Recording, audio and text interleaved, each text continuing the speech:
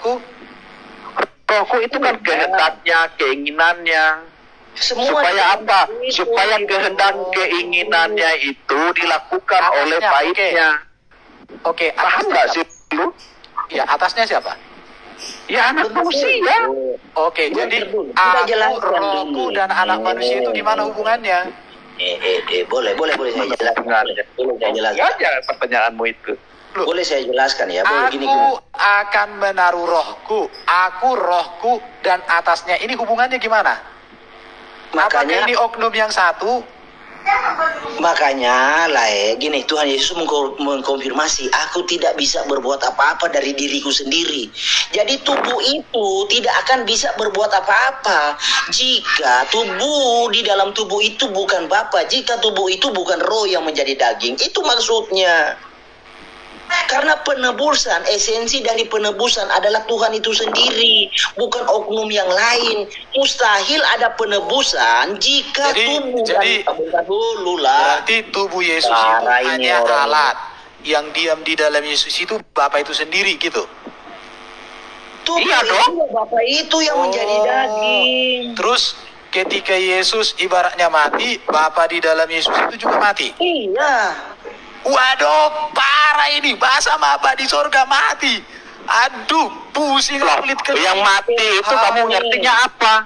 Mati itu dia pergi ke alam maut untuk menaklukkan maut. Di dalam Mazmur 139 itu dikatakan bahwa kemana aku dapat berlari dari rohmu.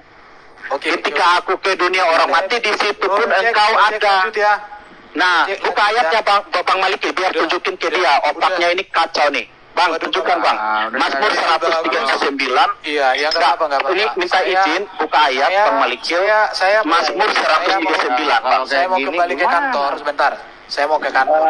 Kita gantian lah bicara. Iya, saya izinkan kalian bicara. Saya hanya kembali ke kantor. Ya udah, kamu diam sana. Kamu jalan sudah. Hanya 30 detik. Mazmur 139. Coba buka dulu Bang Malikil. Biar dia kamu baca, kamu ngoceh sambil tidak menjaga representasi gereja sejati. Tapi kamu yang mana? Kamu gereja apa kamu? Lihat ini. Gereja. Loh, kamu yang menyimpang. Ini, kamu menyakel ayat ini. Kamu menyakel ayat ini. Kamu menyakel ayat ini. Mana? Iya, oke.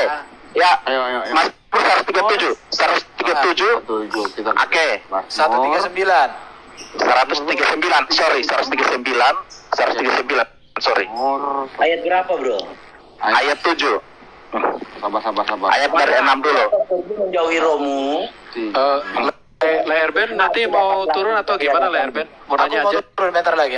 Nanti minta lanjut kalau Leherben aman. nanti tolong naik ke Mr. Apologet ya. Tolong nanti naik ke Mr. Apologet. Thank you. Iya. Ayat berapa tadi? 36. 36. Kita gantian dulu.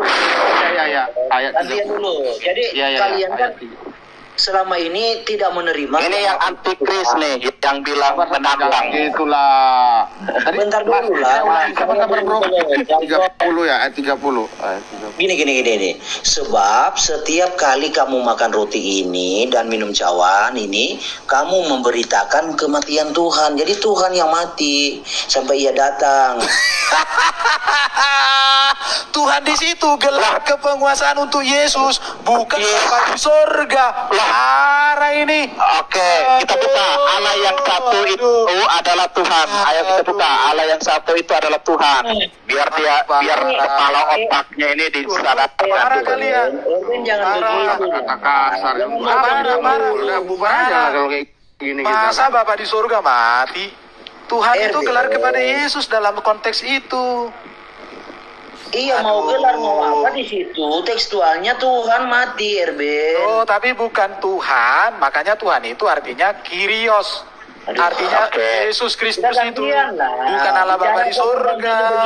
Kayak premo nantinya, Bro. Waduh, bro.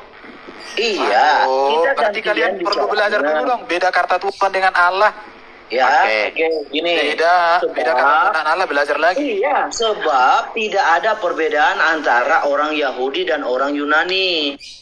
Karena Allah yang satu itu adalah Tuhan dari semua. Hancur lo. Dengarkan ya. Tuhan di situ itu bicara penguasa. Yesus juga ada di dalam benar. Yesus gini-gini. Bentar dulu.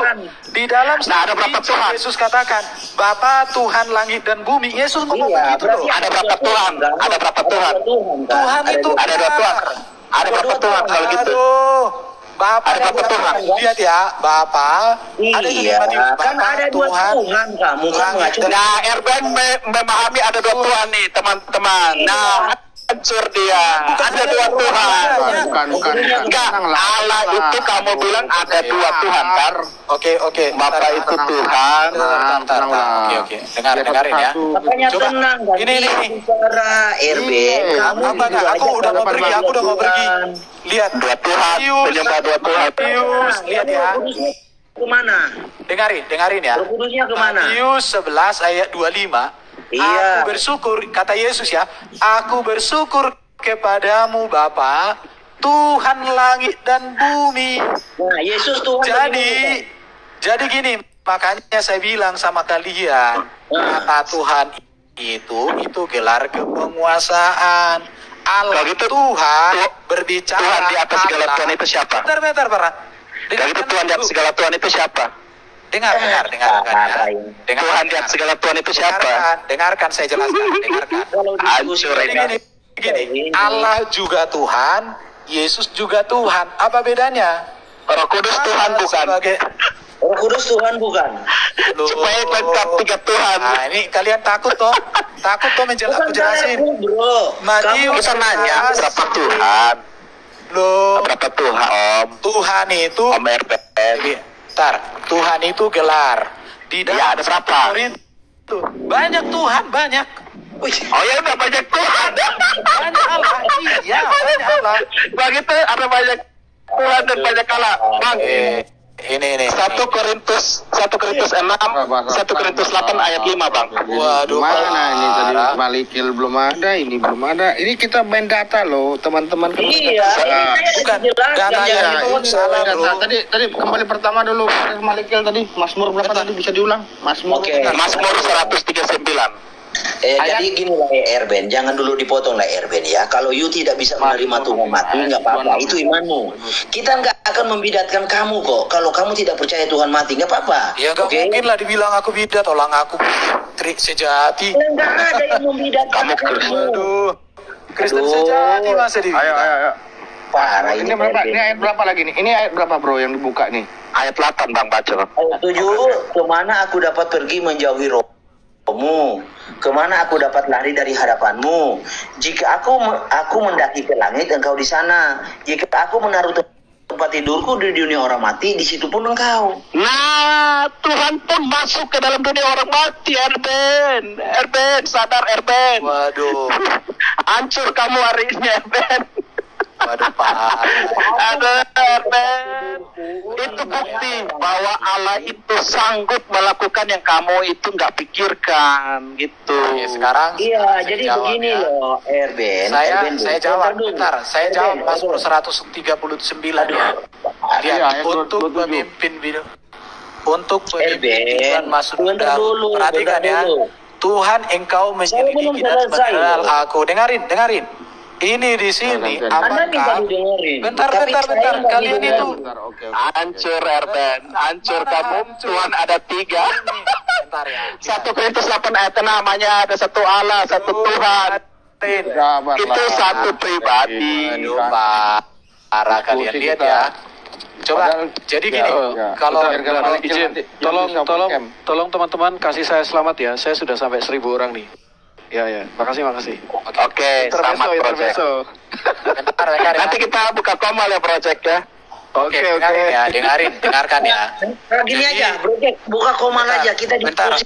Bentar, suka dengarin. Bentar, aku udah lewat pun waktuku, lihat ya. Iya, biduan Mazmur Daud, Tuhan engkau menyelidiki dan diskusi itu bermanfaat, bukan diskusi kayak lihat ini, engkau mengetahui ayat ini,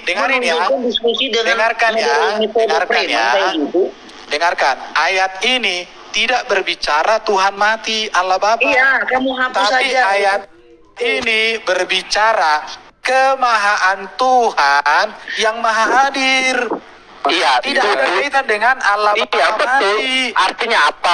Tubuhnya ketika mati, ini tubuhnya mati, rohnya itu pergi kemana? Dari tempat roh itu orang mati di situ pun engkau ada. Artinya ini apa? Berbicara, dengarin ya. Betul. Ini tidak berbicara ketika aku menaruh tempat tidur di situ pun engkau tidak berbicara bahwa Allah ada di dunia orang mati melalui kematian. Tapi ini berbicara Yesus Allah. Siapa yang masuk ke dalam dunia orang mati? Siapa yang masuk ke dalam dunia orang mati? Yesus masuk ke dalam dunia orang mati. Ya, apa yang masuk? Apa yang masuk? Dia masuk melalui apa? Kematian atau melalui apa? Oke, sekarang saya jelaskan ya. Melalui kematian, rohnya pergi ke sana. Aku jelaskan ya. Jadi itu gini. bukti. Oke. Saya minta di mute ya. Di mute ya. Jadi gini, ini Matius 11 ayat 25. Pada waktu itu berkatalah Yesus, aku bersyukur kepadamu Bapa, Tuhan langit dan bumi.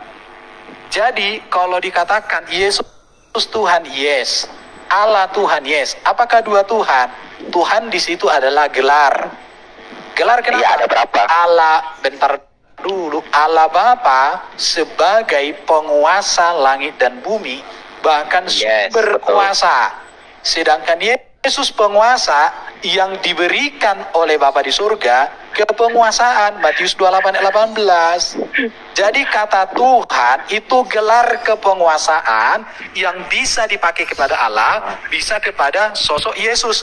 Bahkan kata Kyrios bisa dipakai kepada seorang raja juga. Saya bisa kasih data-data. Saya kalau di dalam kita lagi nanya soal keilahian. Bisa dipakai kita bukan bicara manusia. Bisa dipakai kepada Robi. Jadi, makanya saya nanya RT, ada berapa Tuhan tidak artinya Yesus Allah Bapa. Yesus Tuhan artinya Yesus sang penguasa yang kepenguasaannya dari Bapa. Kalau gitu, waduh. Raja lanjut, Tuhan segala Tuhan itu ada berapa Tuhan di sana? Tuhan di atas segala Tuhan. Itulah Yesus Kristus. Kenapa? Bapak bukan Yesus, Tuhan segala Tuhan. Dengar dulu, Yesus Tuhan di atas segala Tuhan karena ketuhanan Yesus adalah dari Bapa. 1 Korintus 15. Ketuhanan Yesus melampaui Bapa gitu, karena Tuhan segala Tuhan. Bukan, Tuhan segala Tuhan di situ. 1 Korintus 15 Bang, ayat 1 Korintus 15 itu ini saya udah masuk kantor ini. Aduh bro, kamu itu nggak bisa diskusi. 1 Korintus, Oke, 1 Korintus 15 ayat 21 sampai 28, kalian baca lah itu. Kamu itu saya udah jelaskan. Korintus 15 ayat 21 sampai dengan 28. Di situ menegaskan bahwa Bapa memberikan segala kepenguasaan kepada Yesus. Tetapi Bapa sendiri tidak tunduk kepada Yesus. Ayatnya baca saja di situ. Iya, Bapak pensiun kan? Bapak pensiun. Siapa bilang Bapak pensiun? Aduh. Jadi ketika Bapak memberikan kuasa kepada Yesus itu, Bapak masih jadi Tuhan nggak? Iya, Bapak masih jadi Tuhan nggak? Oke, masih lanjut ya, Bro. Lanjut ya. Bapak pensiun. Iya, Bapak pensiun. Padahal itu derivatif. Itu Allah yang roh itu menyatakan kuasanya dalam rupa manusia. Itu derivatif, itu bukan dia menyerahkan pelimpahan tugas kepada oknum yang lain. Waduh, cara berpikir itu regulatif ide atau ide pengatur. Waduh, kacau. Jadi kawan-kawan itu kita diskusi itu mengedukasi, bermanfaat, bukan gaya preman. Boleh ganti-gantian kita bicara.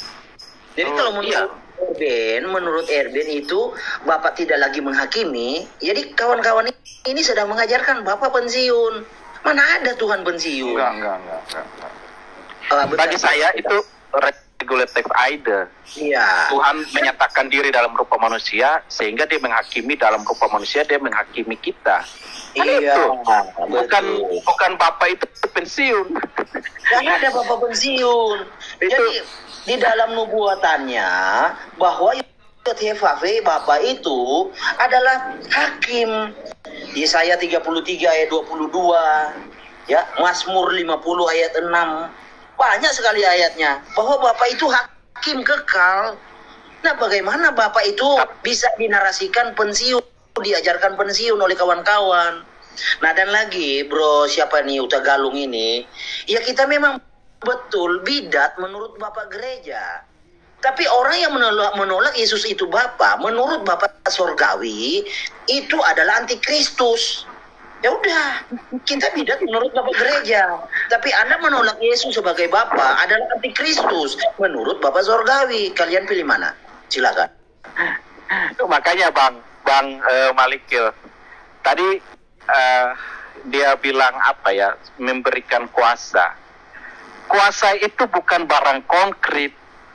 Kuasa itu abstrak. Jadi contoh, presiden memberikan kekuasaan kepada siapa gitu ya, untuk menjalankan tugas. Itu bukan berarti kuasa itu menjadi konkret di tangan orang yang diberikan tugas. Tidak.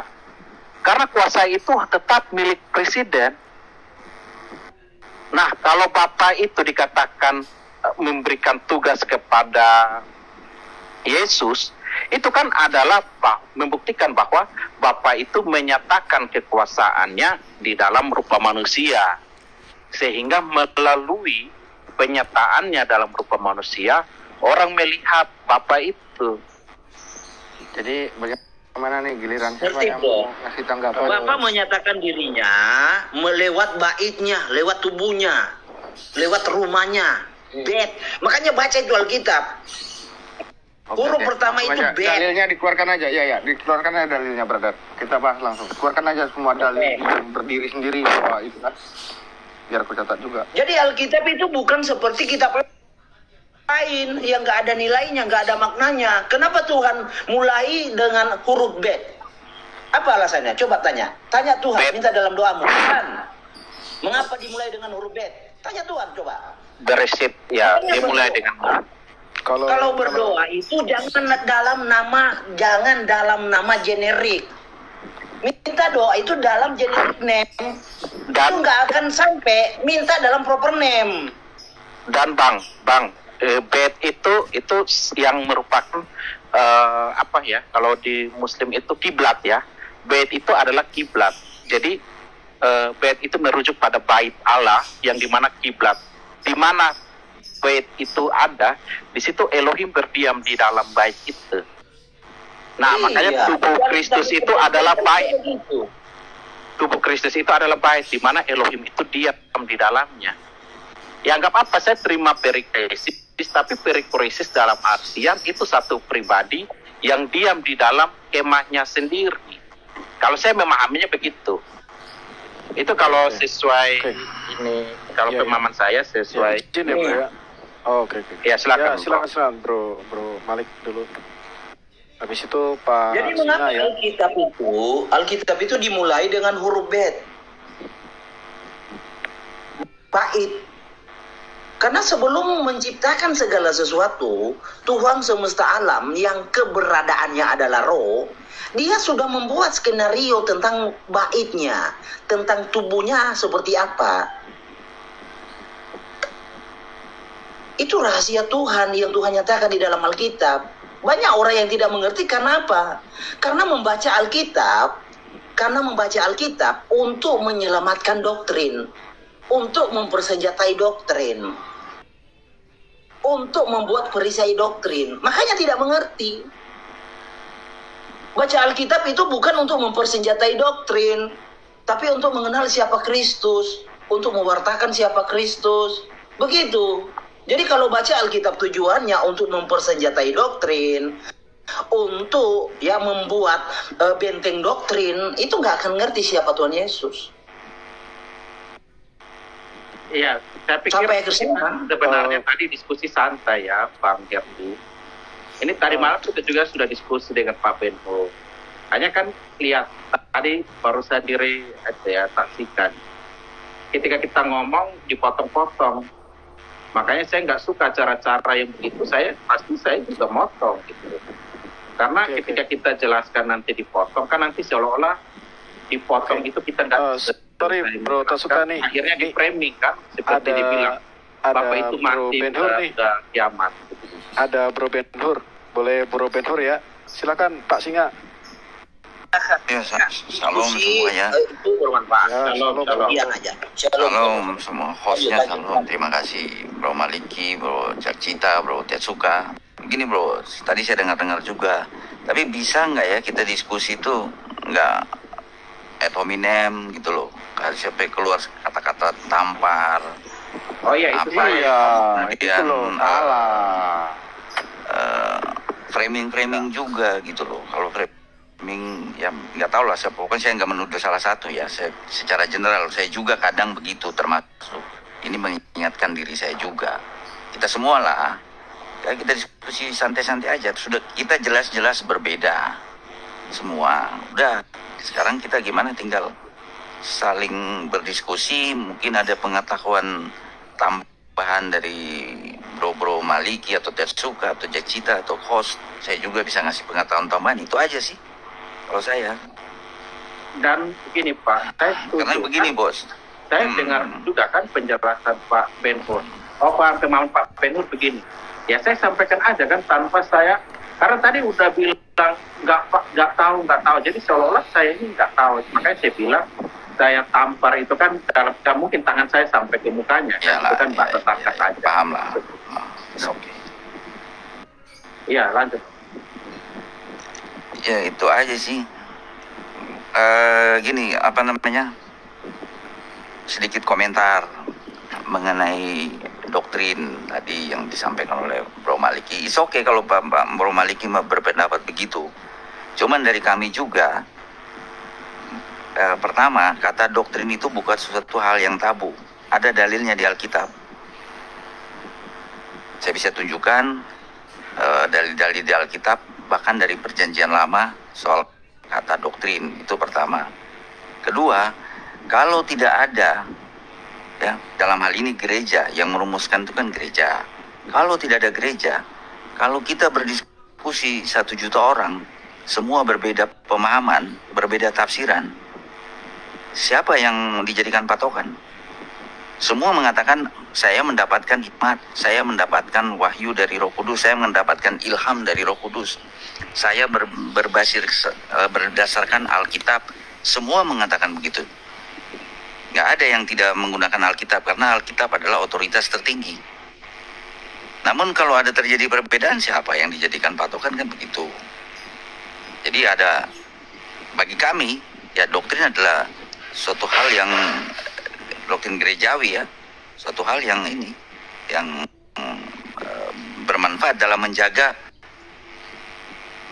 keimanan kami. Kalau enggak semua bernarasi liar, bisa aja berpendapat. Besok minggu depan anak saya berubah dengan saya, anak saya mengatakan karena dia punya hak bicara, anak saya mengatakan hal yang berbeda dengan saya, ya tentu dan dia juga mengatakan dia mendapat ilham dari Roh Kudus, dia juga menggunakan Alkitab yang sama, ya mau nggak mau rujukannya kepada gereja. Itu aja dari saya sih.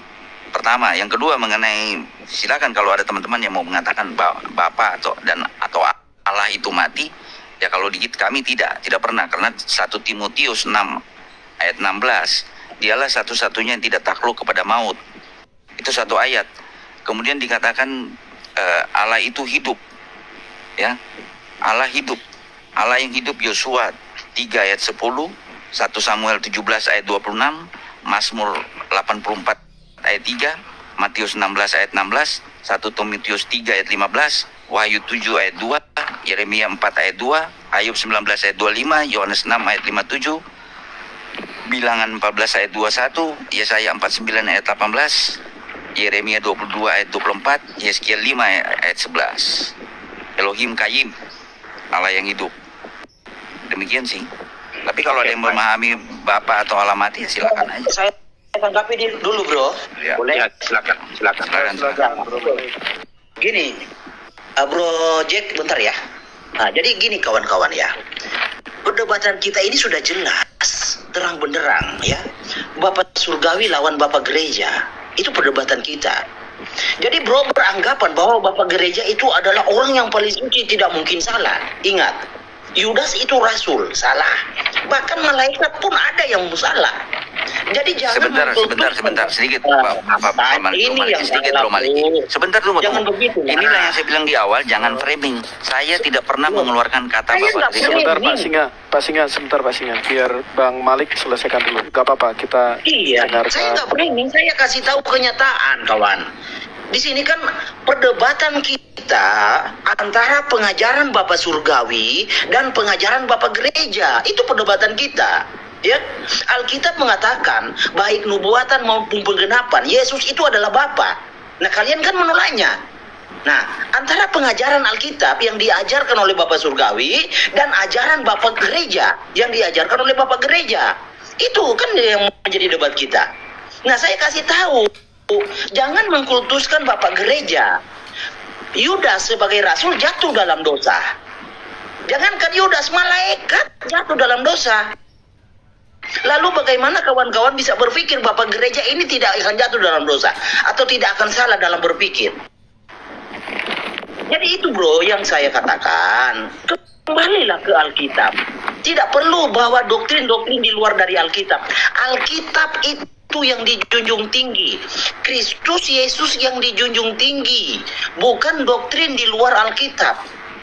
Itu kita mari sama-sama menginjil pakai Alkitab, pakai pemikiran Alkitab, pakai pengetahuan Alkitab. Jangan pakai pengetahuan ya, pemikiran hikmat di luar Alkitab. Jangan. Alkitab pedoman kita. Saya rasa kalau semua kembali kepada Alkitab, tidak akan ada perdebatan. Jadi kawan-kawan akan berdalih begini, kami juga Alkitab. Iya, Anda mengutip Alkitab untuk mempersenjatai doktrin, itu salah. Kata Rasul Paulus di dalam Efesus 1 ayat 18, itu sesuatu yang salah. Maka Tuhan Yesus itu berkata, nyala engkau sekalian wahai pembuat kejahatan. Karena bagi Kristus, seseorang memberitakan Injil dengan latar belakang untuk memenangkan jiwa karena doktrin, itu kejahatan. Jadi letakkan Kristus di atas segala-galanya, tidak ada duanya. Jangan ada duanya, jangan ada tiganya, satu-satunya. Makanya ayat Alkitab jelas, Kristus itu satu-satunya. Nggak ada duanya. Jadi jangan pernah menduakan Tuhan. Jangan pernah menduakan Allah, jangan pernah. Siapa yang mengajarkan demikian? Jadi saya sih berharap begitu kawan-kawan. Oke lah, dibawa ke kawan-kawan typing bidat-bidat. Iya, kita ini dianggap bidat oleh Bapak gereja. Tapi Anda yang menolak Yesus sebagai Bapa, dianggap antikristus oleh Bapak surgawi. Anda mau pilih mana? Anda mau dibidatkan Bapak gereja atau mau diantikristuskan oleh Bapak surgawi? Pilihan di tangan Anda. Kita nggak menghakimi. Alkitab masih tahu. Jadi bro tadi membawa tentang 1 Timotius 6. Dialah satu-satunya yang tidak takluk kepada maut. Ya memang maut tidak bisa menguasai dia. Bahkan maut dikalahkan. Jadi Tuhan kita itu ibaratnya seseorang yang mengklaim dia adalah petinju. Ya, dia merealisasikan bahwa dia petinju, dia naik di atas ring sehingga orang menyaksikan bahwa dia memang benar-benar petinju. Begitulah Tuhan kita. Dia adalah juru selamat. Makanya dia tampil bukan hanya bisa menyelamatkan dirinya sendiri dari maut, tetapi menyelamatkan siapa saja yang percaya kepadanya. Itulah Tuhan kita. Mengapa kalian tolak? Tuhan kita itu sedikit lagi. Tuhan kita itu adalah pencipta. Dia yang menciptakan kita. Adalah Bapa itu. Dia yang memelihara kita. Dia yang menjaga kita. Ketika manusianya, ciptaannya yang dia ciptakan segambar dengannya jatuh ke dalam dosa, dia juga yang menyelamatkan, bukan pihak lain. Yesaya 42 ayat 8, aku tidak akan memberikan kemuliaanku kepada yang lain. Aku tidak akan memberikan kemasyhuranku kepada yang lain. Lalu bagaimana kita bisa mengajarkan ke orang ada kemuliaan Tuhan yang Tuhan berikan kepada pihak lain selain dirinya? Itu kan sesuatu penghujatan terhadap Alkitab, terhadap firman Tuhan. Itu yang saya katakan, kawan-kawan, tolong percayakan Alkitab itu sebagai sumber pengetahuanmu, bukan hikmat-hikmat Bapak Gereja. Kamu pakai hikmat Bapak surgawi, bukan hikmat Bapak Gereja. Sampai kapan sih kalian itu bernaung di dalam pendidikan pengetahuan hikmat Bapak Gereja? Sampai kapan? Apa kalian mau jadi Thomas? Tuhan harus menyatakan diri baru kalian percaya. Apa kalian mau jadi Filipus kedua? Butuh pembuktian Tuhan hadir lalu kalian percaya. Butuh pernyataan Yesus langsung kepada kalian hadir.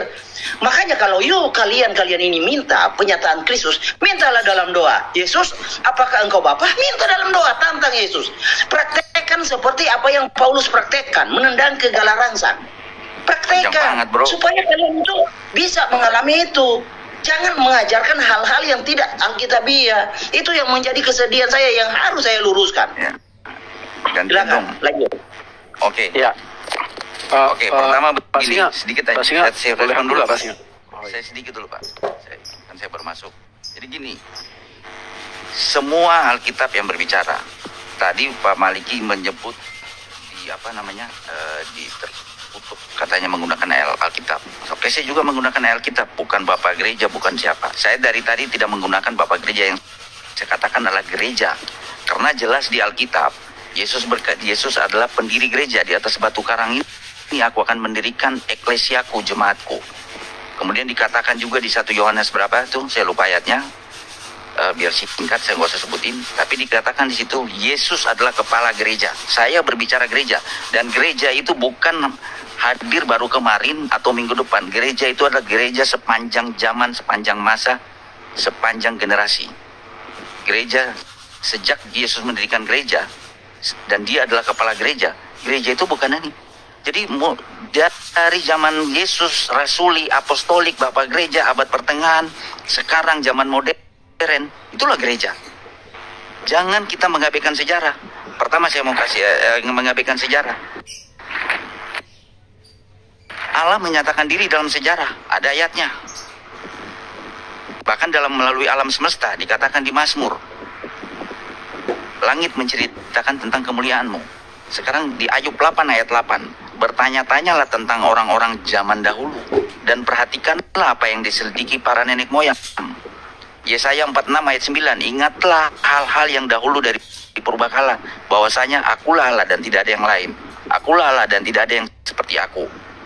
Kemudian di Ibrani, setelah pada zaman dahulu Allah berulang kali dalam berbagai cara berbicara kepada nenek moyang. Berbagai cara. Kita kekristenan adalah yang menyejarah, menghargai sejarah, menghormati sejarah.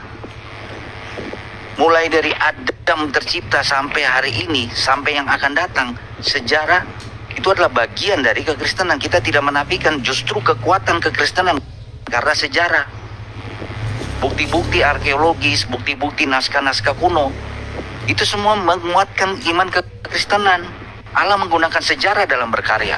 Allah menggunakan alam semesta dalam bekerja. Allah menggunakan hati nurani, menggunakan mujizat, menggunakan visi atau karunia, menggunakan vision. Berbagai cara Allah berbicara. Kemudian tadi mengenai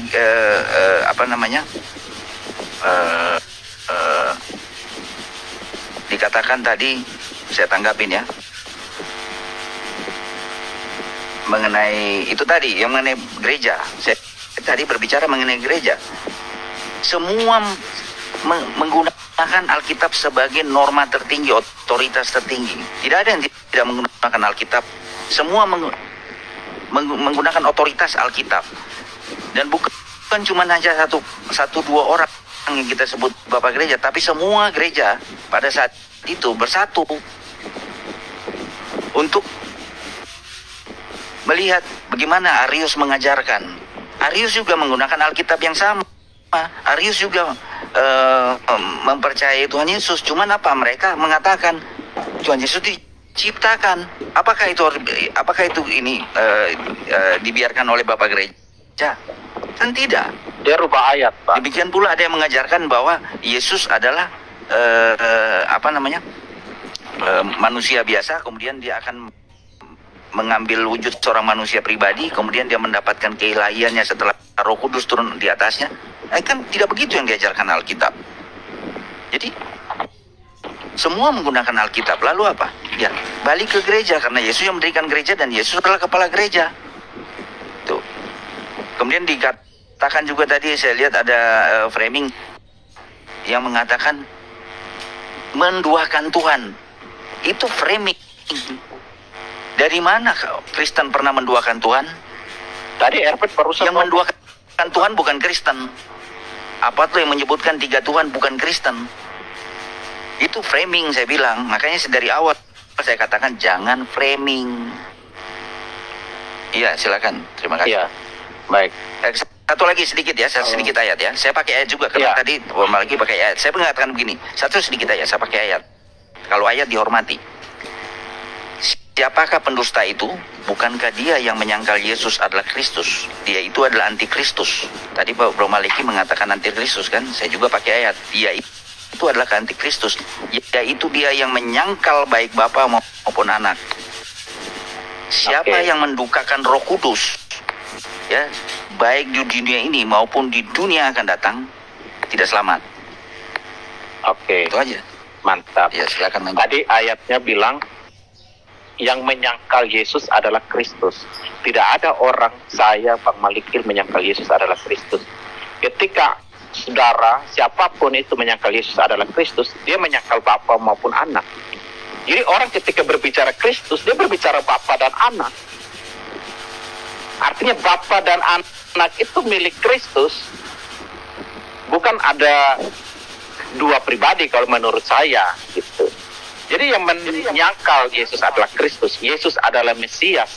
Dialah antikristus yang menyangkal Bapa dan anak. Karena menyangkal Kristus itu menyangkal Bapa dan anak. Kan begitu logikanya. Lalu 1 Timotius 6. Itu kalau kita baca, mau pakai penafsiran dari manapun, ini saya nggak buka buku penafsiran, tapi silakan baca. 1 Timotius 6 ayat 14 sampai 16. Itu berbicara tentang Yesus. Silakan mau buka penafsiran. Teman-teman mengatakan, oh itu berbicara tentang Bapa. Silakan aja. Tetapi kalau mau kita bahas secara akademis ya, itu kan kita nggak bisa main klaim kan. Maka perlu pendekatan metodologi. Pak Ben Hur saya pikir udah paham kalau soal metodologi. Nah, supaya kita nggak ributin soal soal asumsi, kita mengasumsikan ini lalu kita berdebat di area asumsi terus. Saya sebenarnya nggak suka, apalagi kalau sudah terjadi potong-potong kayak tadi. Saya maunya ya debat, diskusinya itu metodologis. Itu kita buktikan ini ayatnya gimana bisa nyambung begini kan. Itu enak kalau dijelaskan pakai ini metodologi teks, pendekatan teks maupun pendekatan budaya maupun pendekatan konteks kan. Itu yang maksud saya. Bro. Iya, silakan Bro. Itu saja sih kalau dari saya. Aku menanggapi Bang Herdi tadi ya, sebentar ya. Jadi bahwa kita menggunakan narasi Bapak Gereja. Nah, sebelumnya gini ya Bang Herdi ya, kita ini tahu bahwa semenjak Tuhan Yesus naik, itu kan kita tahu bahwa ada para murid-murid. Nah, setelah para murid-murid di situ, ketika terjadi perbedaan antara apakah orang Kristen yang berasal dari non-Yahudi, apakah wajib menggunakan tarot atau tidak. Nah, tentu itu kan diselesaikan melalui konsili Yerusalem ya pada waktu itu ya. Nah, kemudian kita juga dengar bahwa ada konsili Nisea. Ada banyak konsili ya, atau kita sebut sebagai muktamar. Nah, konsili-konsili ini sebenarnya apa sih? apakah dia hanya sekedar untuk merumuskan doktrin yang nantinya akan dipegang oleh majority kekristenan? Apakah semacam itu? Misalnya gini, ada Marcion mengatakan bahwa Alkitab itu adalah surat ini, dan surat ini tidak termasuk. Nah, kemudian orang juga berkonsili lagi. Nah, artinya apa? Ada sesuatu yang kita sebut sebagai ortodoksi. Jalan yang lurus, yang memang sesuai dengan apa yang disampaikan oleh Tuhan Yesus, diwariskan kepada para rasul, dan para rasul pada Bapak Apostolik pada Bapak Gereja. Nah, itu memang ada. Ketika muncul satu ajaran yang lain, misalnya ada ajaran Arius. Nah, oleh ajaran Arius, maka diadakan konsili. Dan dilakukan debat antara Arius dengan Athanasius. Nah, kemudian dari hasil tersebut adalah muncul Syahadat Nisea, yang akhirnya menganggap bahwa ajaran dari Arius itu ajaran yang tidak benar, karena mengatakan bahwa firman itu adalah ciptaan. Nah, kemudian muncul lagi konsili-konsili yang lain, misalnya konsili Kalsedon dan lain sebagainya. Nah, guna dari konsili tadi itu adalah melindungi ortodoksi gereja. Ya, kurang lebih seperti itu. Dan kita juga pasti tahu bahwa orang-orang ini adalah orang-orang yang bukan sembarang. Mereka bertarak, mereka berpuasa, mereka berusaha hidup benar di mata Tuhan. Jadi ketika kita memberikan suatu pernyataan bahwa Bapak Gereja itu siapa? Nah, justru merekalah yang memberikan pagar atas ortodoksi. Seperti itu. Jadi bagaimana ketika muncul penyimpangan, nah para Bapak Gereja ini bermuktamar. Akhirnya diputuskan, mana sih yang menyimpang? Jadi memang Tritunggal itu juga memang itu juga ada. Jadi misalnya kayak gini, Sabellius dia berusaha menjelaskan ketritunggalan Allah, tetapi maksudnya baik, niatnya baik, tetapi menjadi keliru ketika bertemu dengan ortodoksi, karena beliau mengatakan bahwa ada mode Bapak, contohnya Bapak kalau di rumah, kemudian pimpinan perusahaan kalau di kantor, kemudian Pak RT kalau di lingkungan. Nah, orangnya cuma satu, tapi beda mode. Nah, ini pun disidangkan gitu loh. Nah, itulah kenapa apa yang kita sampaikan itu hanya berdasarkan ortodoksi yang sudah melalui tahapan-tahapan muktamar. Memang dalam tahapan-tahapan muktamar itu ada yang ditolak. Nah, terus misalnya yang ditolak tadi kemudian lari kepada ajaran di abad ke-7, ada beberapa yang lari ke sana. Nah, tetapi yang sedang kita sampaikan di sini tuh adalah apa yang sudah menjadi ortodoksi. Yaitu bagi saya. Saya tidak dalam posisi menghakimi. Aku nggak pernah dalam posisi menghakimi. Itu yang pertama. Terus masalah menduakan Tuhan dari Bang Herdi tadi. Dalam pemahaman kami, Bapa, Firman, dan Roh itu satu hakikat. Ketika kita menganggap Firman itu adalah Allah, kami tidak sedang menduakan Allah. Kenapa? Karena pikiran Allah itu pasti Allah. Pada mulanya adalah pikiran Allah. Pikiran Allah bersama-sama dengan Allah, dan pikiran Allah itu adalah Allah. Karena logos adalah logikanya Allah.